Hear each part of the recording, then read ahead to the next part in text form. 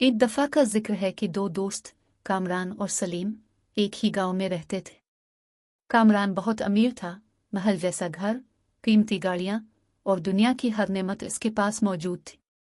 दूसरी तरफ सलीम गरीब था, एक छोटे से झोंपड़े में रहता और दिन रात मेहनत मजदूरी करता था। दोनों बचपन के दोस्त थे और हमेशा एक दूसरे के साथ वक्त गुजारते। कामरान को अपनी अमीरी पर गुरूर था और वो अक्सर सलीम को छेड़ता, यार तुम्हारी ये पुरानी कमीज कब तक चलेगी, कोई नई चीज खरीदो। सलीम मुस्कुराता और कहता, दोस्ती दिल से होती है, कपड़ों से नहीं। एक दिन कामरान ने सलीम को अपने महल पर दावत दी। जब सलीम पहुंचा तो कामरान ने कहा, ये मेरा घर देखो, दुनिया की हर नेमत यहाँ है। क्या तुमने कभी ऐसा ख्वाब भी देखा है? सलीम हंसकर बोला, नहीं भाई, ख्वाबों में तो रोटी भी बड़ी चीज लगती है। ये बात सुनकर कामरान ने मजाक उड़ाते हुए कहा, तुम्हारी ये सोच तुम्हें हमेशा गरीब ही रखेगी।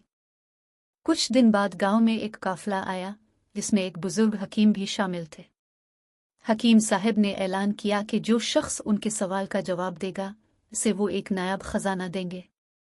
कामरान और सलीम दोनों ये सुनकर बहुत पुरजोश हुए और हकीम साहब के पास गए।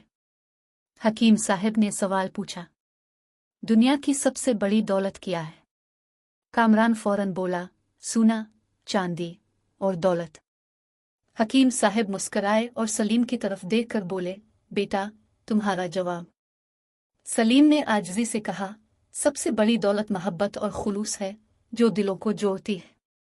ये जवाब सुनकर हकीम साहब ने ऐलान किया, यही सही जवाब है। कामरान हसद से बोला, ये कैसे हो सकता है? सलीम ने क्या पाया? जब सलीम ने संदूक खोला तो अंदर एक कागज पर लिखा था, मोहब्बत और खुलूस ही सबसे बड़ी दौलत है। यह खजाना वही पा सकता है जो इसको समझे। कामरान शर्मिंदा हुआ और सलीम से मुआफी मांगी। इस दिन के बाद दोनों ने यह अहद किया कि दौलत का गुरूर कभी उनकी दोस्ती के बीच नहीं आएगा।